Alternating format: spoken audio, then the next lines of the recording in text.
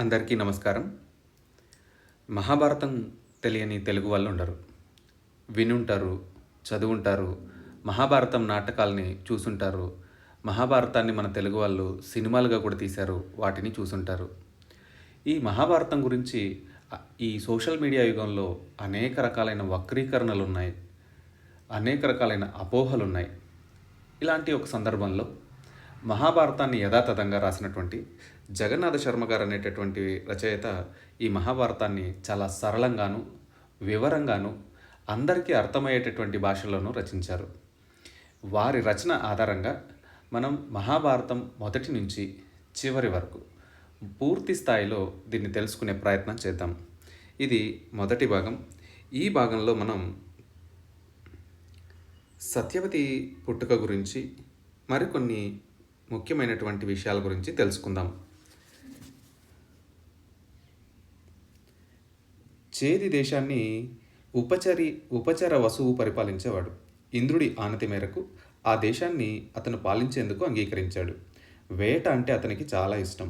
తరచూ వేటకు వెళ్ళేవాడు. ధర్మాన్ని పాటించేవాడు.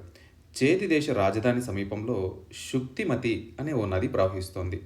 దానిని కోలాహలుడు అనే పర్వతరాజు అడ్డగించి ఆక్రమించుకున్నాడు. ఆ సంగతి తెలిసిన వసు మహారాజు ఆ పర్వతాన్ని కాలితో ఒక తన్ను తన్ని అక్కడి నుంచి గెంటివేశాడు. అయితే అప్పటికే ఆ నది పర్వతరాజును కూడి ఓ కూతుర్ని ఓ కొడుకుని కన్నది. వారిని రాజుకిచ్చి రక్షించమన్నది. వసుప్రదుడు అని పేరు పెట్టి ఆ కుర్రవాన్ని సేనాధిపతిగా చేసుకున్నాడు రాజు. గిరిక అని పేరు పెట్టి ఆ పిల్లని తనే వివాహం చేసుకున్నాడు. గిరికకు యుక్త వయస్సు వచ్చింది. ఋతుమతి అయిందామె. కొడుకును కనే అదృష్టానికి నోచుకుంది. ఇది తెలుసుకున్న పితృదేవతలు రాజుని వేటకి వెళ్ళమన్నారు. మంచి లేడీ మాంసం తెచ్చి తినిపించమన్నారు. దాంతో అడవికి బయలుదేరాడు రాజు. వసుమహారాజు అడవికి వెళ్ళాడు. అడవికి వెళ్ళాడే కానీ గిరికను విడిచి వెళ్ళడం అతనికి ఇష్టం లేకపోయింది. భార్యను విడిచి ఒక్క క్షణం కూడా ఉండలేకపోతున్నాడు అతను. ఆమె అందాన్ని అంతగా ప్రేమిస్తున్నాడు అతను. అది వసంతకాలం. అడవి అంతా విరగబూసి ఉంది. చల్లని గాలి, దానికి తోడు తుమ్మెద జంకారాలు, కోకిల కూతలు. దాంతో రాజు మన్మథ వికారానికి లోనయ్యాడు. చెంతన లేనటువంటి గిరికను తలుచుకుంటూ ఓ అశోక వృక్షం కింద నీడన కూర్చున్నాడు. గుత్తులు గుత్తులుగా పువ్వులతో వేలాడుతున్న అశోక వృక్షం గిరికను మరింతగా గుర్తు చేసింది అతనికి. దాంతో ఇంద్రియ స్ఖలనం అయ్యింది. ఆ ఇంద్రియం వ్యర్థం కాకూడదనుకున్నాడు రాజు. ఆ ఆకును దొప్పగా చేసి అందులో ఇంద్రియాన్ని భద్రపరిచాడు. అక్కడ రాజాంతఃపురంలో గిరిక కూడా తనతో సంగమాపేక్షతో ఉంటుందని అతనికి తెలుసు.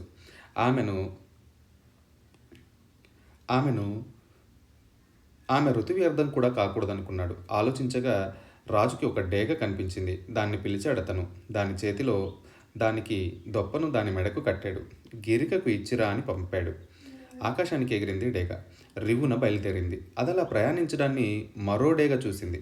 డేగ మెడకున్న వసుమహారాజు కట్టిన దొప్పను అది మాంసఖండం అనుకుంది. పోట్లాటకు దిగింది. 2 డేగలు తన్నుకున్నాయి. ఒకదాన్ని ఒకటి పొడుచుకున్నాయి. కింద మీద పడ్డాయి. ఆ పడడంలో దొప్ప చిరిగి రాజు రేతస్సు 2 చుక్కలు కింద పడ్డాయి. క్రింది వైపున యమున నది ప్రవహిస్తోంది. అందులో ఓ పెద్ద ఆడచేప తిరుగుతోంది. గత జన్మలో అది అద్రిక అనే అప్సరస. ఆమెను చేపై పొమ్మని శపించాడు బ్రహ్మ. అప్పటినుంచి యమునలో తిరుగాడుతోంది అది. క్రింద పడిన రాజు రేతస్సు 2 చుక్కల్ని అది అందుకుంది, మింగేసింది. ఫలితంగా గర్భవతి అయింది. నెలలు నిండాయి. ఆ సమయంలో జాలర్ల వలకి చిక్కిందది. వలలో పడ్డ పెద్ద చేప పడిందని సంబరపడి దాన్ని కోసి చూశారు జాలర్లు. చేప కడుపులో వారికి ఓ ఆడపిల్ల, ఓ మగపిల్లవాడు కనిపించారు. ఆశ్చర్యపోయారు. తీసుకువచ్చి పసివాళ్ళిద్దరినీ వసుమహారాజుకి అప్పగించారు. చేప కడుపులో దొరికారయ్యా అని చెప్పారు. పిల్లాడికి మత్స్యరాజు అని పేరు పెట్టి అతన్ని ఓ దేశానికి రాజును చేశాడు వసుమహారాజు. ఆ పిల్లకు సత్యవతి అని పేరు పెట్టి దాశరాజుకు ఇచ్చి పెంచుకోమని చెప్పాడు. ఆనాడు అద్రికను చేపై పొమ్మని శపించినప్పుడే శాప విమోచనాన్ని కూడా బ్రహ్మ ప్రసాదించాడు. మనిషి పిల్లల్ని కన్నప్పుడే శాప విమోచనం అని చెప్పాడు. పిల్లల్ని కన్ని ఈ అద్రిక శాప విమోచనం పొంది స్వర్గాన్ని చేరుకుంది. సత్యవతి దాశరాజు ఇంట పెరిగి పెద్దదయ్యింది. చేప కడుపున పుట్టిన కారణంగా ఆమె చేప కంపు కొట్టసాగింది. తండ్రి అంటే ఎంతో అభిమానం ఆమెకు. అతని కష్టకాలంలో పాలు పంచుకోవాలని యమునా నదిలో నావ నడపసాగింది. ఇది సత్యవతి జననం. సత్యవతి జననాన్ని మనం కనుక గమనిస్తే చాలా విచిత్రంగా కనపడుతుంది. వసు మహారాజు అడవికెళ్ళడం, ఆ తర్వాత అక్కడ ఆ వాతావరణాన్ని గమనించడం, ఆయనకు ఇంద్రియస్ఖలనం కావడం, గిరిక కోరి డేగ ద్వారా పంపించడానికి ప్రయత్నం చేయడం, ఇదంతా ఒక డ్రామాటిక్‌గా కనిపిస్తుంది. కానీ వ్యాస భారతంలో ఉన్నటువంటి విషయాన్ని జగన్నాథ శర్మ గారు యాజ్ ఇట్ ఈజ్ రాశారు. అలా రాసినటువంటి దాంట్లో ఇప్పుడు మనం గుర్తుపెట్టుకోవాల్సిన ముఖ్యమైన విషయం, నిజానికి సత్యవతి ఇంద్రియం ప్రకారం చూసుకున్నామంటే వసుమహారాజు కూతురు. కానీ వసుమహారాజు ఆ బిడ్డని చేప కడుపులో పుట్టిందామె. అందుకే ఆమె చేపల కంపు కొడుతూ ఉంటుంది. రెండోది, వసుమహారాజు ఆ సత్యవతిని మన దాశరాజుకి ఇచ్చి పెంచుకోమన్నారు. ఆమె కూడా ఇప్పుడు దాశరాజు ఇంట్లోనే పెరుగుతూ ఉంది. ఇది సత్యవతి జననం. ఇక ఈ భాగంలోనే మనం వ్యాసుడి జననం గురించి కూడా తెలుసుకుందాం. మహాతపస్సంపన్నుడు, తేజోవంతుడు, త్రిలోక పూజ్యుడు అయిన పరాశర మహర్షి శక్తిముని కుమారుడు, వశిష్ఠునికి మనమడు. ఈ పరాశర మహర్షి శక్తిముని కుమారుడు, వశిష్ఠుడికి మనమడు. ఈ పరాశరుడు తీర్థయాత్రలకు బయలుదేరాడు. యమునా నదిని సమీపించాడు. నది దాటాలి. అప్పుడు అతనికి ఈ మత్స్యగంధి కనిపించింది. నావ నడుపుతోందామె. నావ నది మధ్యకు వచ్చింది. పరాశరునికి మత్స్యగంధిపై మనసైంది. ఆ మాటే చెప్పాడామెకు. మత్స్యగంధి తాను కన్యనని, తన కన్యత్వం పోగొట్టుకోలేనని చెప్పింది. ఆమె కన్యత్వం వికలం కాదని పరాశరుడు వరమిచ్చాడు. తాను చేప కడిపిన పుట్టడంతో తన శరీరమంతా చేపల కంపు అన్నది మత్స్యగంధి. ఆమెను యోజనగంధిని చేశాడు పరాశరుడు. ఆమె శరీరం నుంచి వెలువడే సువాసన యోజన దూరం వరకు వ్యాపించేటట్టుగా వరమిచ్చాడు. ఇంతకీ ఈ యోజనగంధి ఎవరనుకున్నారు? మన సత్యవతే. మిట్ట మధ్యాహ్నం వేళ సాంగత్యమా అని సిగ్గుపడింది సత్యవతి. చుట్టూ మంచు తెరను కల్పించాడు పరాశరుడు. చీకటిని సృష్టించాడు. తర్వాత కృష్ణద్వీపానికి చేరి సత్యవతితో కూడి సుఖించాడు. సత్యవతికి సద్యోగర్భమయ్యింది. ఆ ద్వీపంలో ఆమె వ్యాసుని కన్నది. కృష్ణద్వీపంలో జన్మించడంతో వ్యాసుడు కృష్ణద్వైపాయనుడయ్యాడు. తేజస్వి, జ్ఞాని, లోక కళ్యాణకారకుడైన వ్యాసుని చూసి పరాశరుడు మురిసిపోయాడు. తర్వాత తల్లి బిడ్డలను ఆశీర్వదించి తీర్థయాత్రను కొనసాగించేందుకు బయలుదేరి వెళ్ళాడు. కొన్నాళ్లకు మహాభారత కర్త అయినటువంటి ఈ వేదవ్యాసుడు, వ్యాస మహర్షి తల్లి ముందర చేతులు జోడించి నిలబడుకుని, ఇక నాకు సెలవిప్పించు, నేను తపస్సు కోసం వెళ్తున్నాను అని తపోవనానికి తరలిపోయాడు. ఇక్కడ ఈ భాగంలో మీరు వ్యాసుడి జననం దగ్గర గమనించాల్సింది, సత్యవతీదేవి చేపల కంపు కొడుతూ మత్స్యగంధి అనే పేరుతో దాసరాజు దగ్గర పెరుగుతూ ఉంది. పరాశర మహర్షి ఆమెతో వ్యాస మహర్షిని కన్నారు. అలా కనేటప్పుడు ఆమెకు ఒక వరాన్ని కూడా ఇచ్చి ఆమెను యోజన గంధిని చేశారు. అంటే ఆమె శరీరం నుంచి వెలువడేటటువంటి వాసన ఒక యోజనం దూరం సువాసనగా వెదజల్లేటట్టుగా వరాన్ని ఇచ్చాడు. అదే సమయంలో కృష్ణ అనేటటువంటి ద్వీపంలో వ్యాస భగవానుడు పుట్టడం వల్ల కృష్ణ ద్వైపాయనుడు అయ్యాడు. సద్యోగర్భం అంటే అప్పటికప్పుడు ఆమె బిడ్డను కన్నది అనేటటువంటి అర్థం. ఇక్కడ కూడా వ్యాసుడు జననాన్ని కూడా మనం గమనించినప్పుడు పరాశర మహర్షి చీకట్లను సృష్టించాడని, కన్యత్వం ఉంటుందని వరమిచ్చాడని మనం ఇలాంటి అనేక రకమైన విచిత్రమైన సంగతుల్ని గమనించవచ్చు. అంటే ఋషులు మన మహాభారతాన్ని రాసినటువంటి వ్యాసుడి యొక్క జననాన్ని మీరు గమనించారు. ఇలా గమనించినప్పుడు వ్యాసుడి తల్లిదండ్రులు మనకిద్దరు తెలుస్తున్నారు. ఒకరు తండ్రి ఏమో పరాశర మహర్షి, తల్లేమో సత్యవతి. ఆమె దాశరాజు కుమార్తె. ఆమెకే మత్స్యగంధి అని పేరుంది. పరాశరుడి వరం వల్ల ఆమె యోజనగంధిగా కూడా మారింది. ఇదే భాగంలోనే మనం శంతన మహారాజు గురించి కూడా కొంత తెలుసుకోవడానికి ప్రయత్నం చేద్దాం. ఇక్ష్వాకు వంశీయుడు మహాభిషుడు 1000 అశ్వమేధ యాగాలు, 100 వాజపేయ యాగాలు చేసి అమరులను ఆనందింపజేసి స్వర్గానికి చేరుకున్నాడు. అక్కడ ఒకనాడు దేవతలతోనూ రాజర్షులతోనూ కలిసి పరమేష్టిని సందర్శించాడు. అదే సమయంలో గంగాదేవి కూడా అక్కడికి వచ్చింది. అంతలో పెనుగాలి వీచింది. ఆ గాలికి గంగాదేవి బయట తొలగి ఆమె వక్షోజాలు పూర్ణకుంభాల్లా దర్శనమియ్యడంతో మహాభిషుడు తప్ప మిగతా వారందరూ ఆ దృశ్యాన్ని చూడకూడదన్నట్టుగా తలలుంచుకున్నారు. మహాభిషుడు మాత్రం ఆ అందాలను తనివి తీర చూడసాగాడు. ఇదంతా ఓ కంట గమనించిన పరమేష్టి కోపగించాడు. నీవు మానవ జన్మ పొందుదువుగాక అని మహాభిషుని శపించాడు. అనేక విధాల వేడుకున్న మీదట ప్రతీప ధరణీశ్వరుని కొడుకుగా ప్రతీప ధరణీశ్వరుని కొడుకుగా పుట్టేందుకు మహావిష్ణు అనుమతించాడు. జరిగింది తలుచుకుంటూ తన అందాలను తనివితీరా చూసి ఆనందించిన మహావిష్ణుని మెచ్చుకుంటూ భూలోకానికి బయలుదేరిన గంగాదేవిని మార్గమధ్యమంలో 8 మంది వసువులు కలిశారు. అష్టవసువులు అంటారు కదా వాళ్ళు. వారంతా భయం భయంగా వసివాడిన ముఖాలతో కృషించి గంగాదేవిని చూస్తూనే దుఃఖించసాగారు. ఆవిడ ఎందుకు దుఃఖిస్తున్నారు అని అడిగింది. తప్పు చేసి వశిష్ఠ మహర్షి వారి కోపానికి గురయ్యాం. చేసిన తప్పుకి మానవ లోకంలో జన్మించాల్సిందిగా శాపాన్ని పొందాం. ఫలితంగా త్వరలో మేము భూలోకంలో జన్మించక తప్పదు.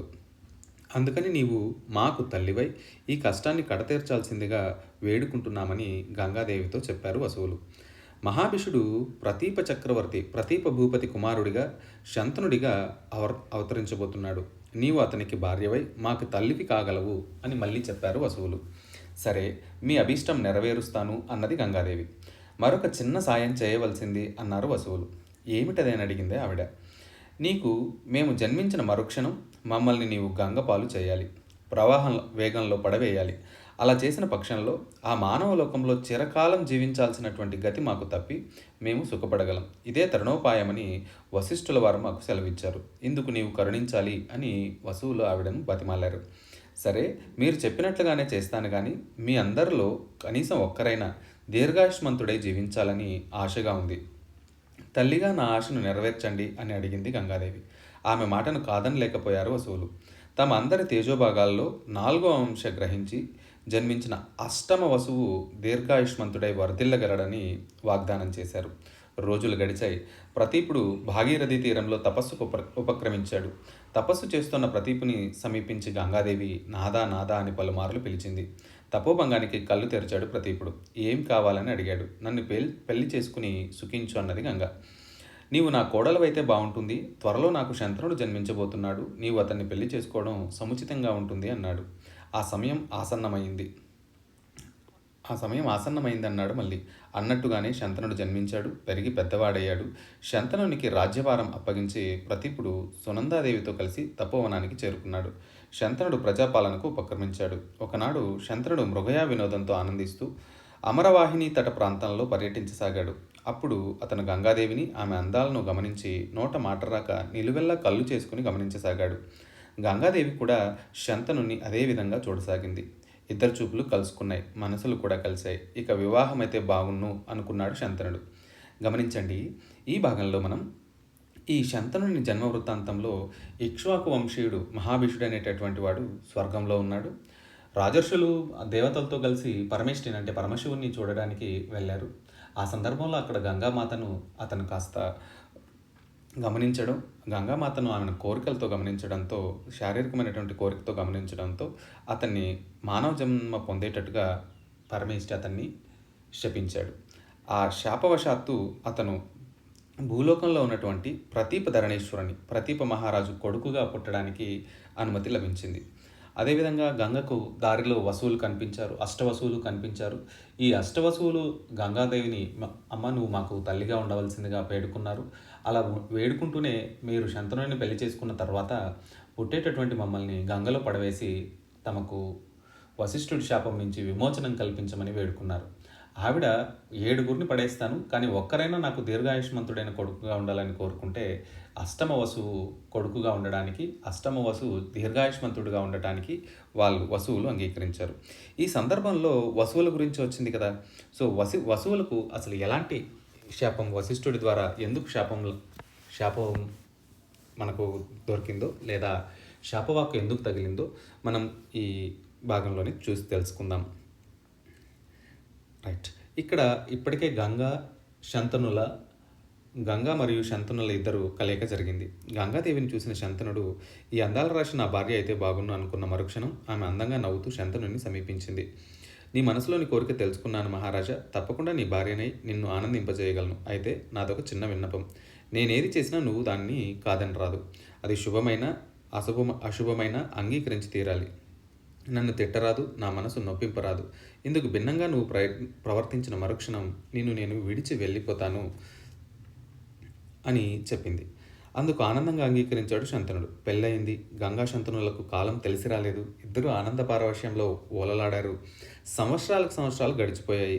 గంగాదేవి 7 కుమారులను కన్నది. అయితే కన్న వెంటనే ఆ కుమారులను భాగీరథి ప్రవాహంలో పడవేసింది. బాధ కలిగిన చూస్తూ ఊరుకున్నాడు శంతనుడు. వారించిన పక్షంలో గంగాదేవి తననెక్కడ విడిచిపోతుందోనని భయపడ్డాడు. కొంతకాలానికి అష్టమ పుత్రుడు జన్మించాడు. ఆ పుత్రుణ్ణి కూడా భాగీరథి ప్రవాహంలో పడవేసే తరుణంలో మొద్దులు కట్టేటటువంటి మూటగట్టే ఆ బాలుని కాపాడుకోదలిచి గంగాదేవిని అడ్డుకున్నాడు శంతనుడు. ఈ బాలుని నువ్వు భాగీరథి ప్రవాహంలో పడవేస్తానంటే నేను ఒప్పుకోను. 7గురిని పోగొట్టుకుని పుత్రశోకంతో ఉన్నాను. ఈ 8వ వాడినైనా రక్షించుకుంటాను. నా కొడుకుని నాకు ఇచ్చేయి, ఆగు అని ఎదురు నిలిచాడు. తీసుకోండి మహారాజా అని కొడుకుని అందజేసింది గంగాదేవి. అందుకున్నాడు శంతనుడు. ఇక నాకు సెలవు అంది గంగాదేవి. అక్కడి నుంచి నిష్క్రమించేందుకు ముందుకు వెళ్ళింది. ఎక్కడికి వెళ్తున్నావని ఆందోళన చెందాడు శంతనుడు. మీరు ఇచ్చిన మాట తప్పారు. నన్ను కాదని ఎదురు నిలిచారు. ఈ కారణంగా మనం విడిపోతున్నామన్నది గంగ. బాధగా చూశాడు శంతనుడు.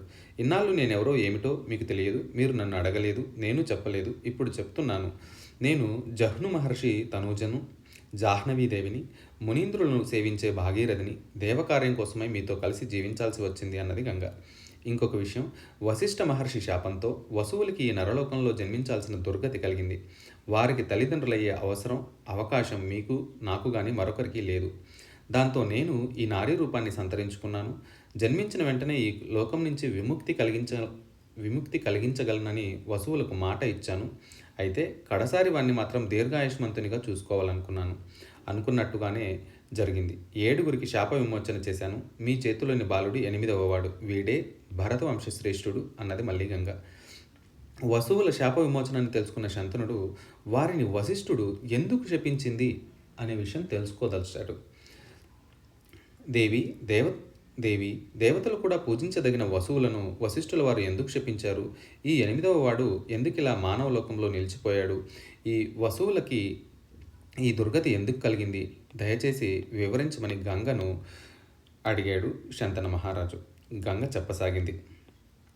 వరుణ మహాముని చిరకాల తపస్సు ఫలించి వశిష్ఠుడు ఆయన కుమారుడిగా అవతరించి మేరు పర్వత గుహలలో ఘోర నిష్టలో మునిగి బాహ్య ప్రపంచాన్ని మరచిపోయాడు. ఆ సమయంలో నందిని అన్న ఆవు వశిష్ఠుని హోమ అవసరాలను నెరవేరుస్తూ కన్నతల్లిలా అతన్ని కాపాడుకోసాగింది. రోజులు గడిచిపోతున్నాయి. ఒకనాడు వసువులు 8 తమ భార్యలతో ఆ గుహలను సందర్శించి అక్కడి కొండచర్యల్లోనూ సెలయేళ్లలోనూ యథేచ్ఛగా సంచరించి ఆనందించారు. వారిలో ఒక వసుముఖ్యుని భార్య నందినిని చూసింది. ఆ ఆవు బొమ్మగా గీసి భర్తకు చూపించింది. అది చూసి భర్త ఆశ్చర్యపోయాడు.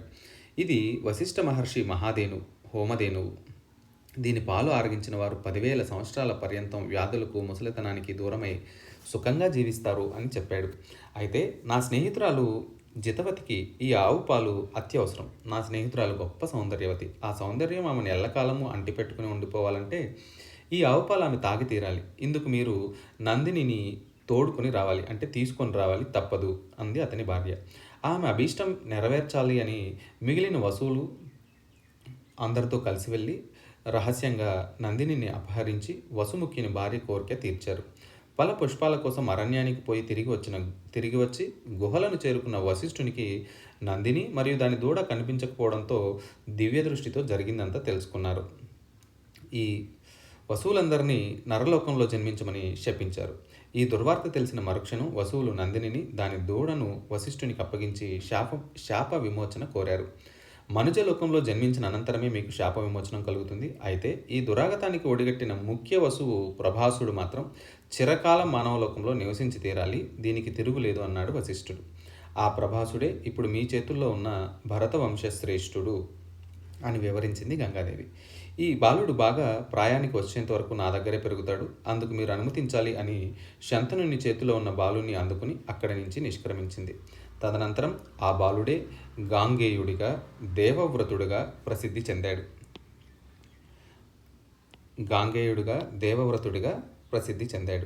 ఇతనే ఆ తర్వాత మనకు భీష్ముడిగా మారతాడు. ఒకనాడు శంతనుడు మృగయా విహారంతో వినోదించి అలసి గంగా తీరానికి చేరుకున్నాడు. అక్కడ ఓ బాలుడు ధనుర్విద్యను అభ్యసిస్తూ బాణాలతో గంగానదిపై ఆనకట్టను నిర్మించే ప్రయత్నాన్ని చూశాడు. మహావీరుడిలా కనిపిస్తూ గొప్ప తేజస్సుతో వెలిగిపోతున్న ఆ బాలుడు తన బిడ్డేనన్న సంగతి శంతనుడు తెలుసుకోలేకపోయాడు. ఎప్పుడో చిన్నప్పుడు చూశాడు, ఇప్పుడు ఆ పోలికలే లేవు. బాలుణ్ణి గుర్తుపట్టలేకపోయాడు శంతనుడు. వచ్చేటటువంటి భాగంలో శంతనుడి, సత్యవతి, శంతనుల వివాహం గురించి, భీష్మ ప్రతిజ్ఞ గురించి ఈ దేవవ్రతుడు ఏ విధంగా భీష్ముడిగా మారాడో తెలుసుకుందాం. ప్రస్తుతం మనం చూసాం కదా, అష్టవసువులు ఎందుకు వశిష్ఠ మహర్షి శాపాన్ని పొందారు. ఈ వసువులు వశిష్ఠుడి దగ్గర ఉన్నటువంటి నందిని అనే గోవుని అపహరించారు. వశిష్ఠుల వారు అందుకు కోపించి వారిని శపించారు. సో వసువులు అందుకోసమనే మానవ జన్మ తీసుకోవాల్సి వచ్చింది. కాకపోతే అష్టవసువుల్లో ప్రభాసుడు అనేవాడు ముఖ్యమైన వాడు కాబట్టి అతను భూలోకంలో చిరకాలం, అత్యధిక కాలం బ్రతకాలి, జీవించాలి అనేటటువంటి దాన్ని తప్పకుండా ఉంచాల్సి వచ్చింది. అందుకే 7 వసువులు పుడుతూనే గంగా నదికి ఆహుతైపోయారు. గంగలో వేస్తే వాళ్ళకు మోక్షం లభించింది. తిరిగి వాళ్ళు వసువులుగా మారిపోయారు. చివరి వాడు మాత్రం శంతను కుమారుడుగా, గంగా కుమారుడుగా, భీష్ముడిగా వర్ధిల్లబోతూ ఉన్నాడు. వచ్చేటటువంటి భాగంలో గంగా శంతనుల వివాహం, భీష్మ ప్రతిజ్ఞ గురించి తెలుసుకుందాం. సెలవు.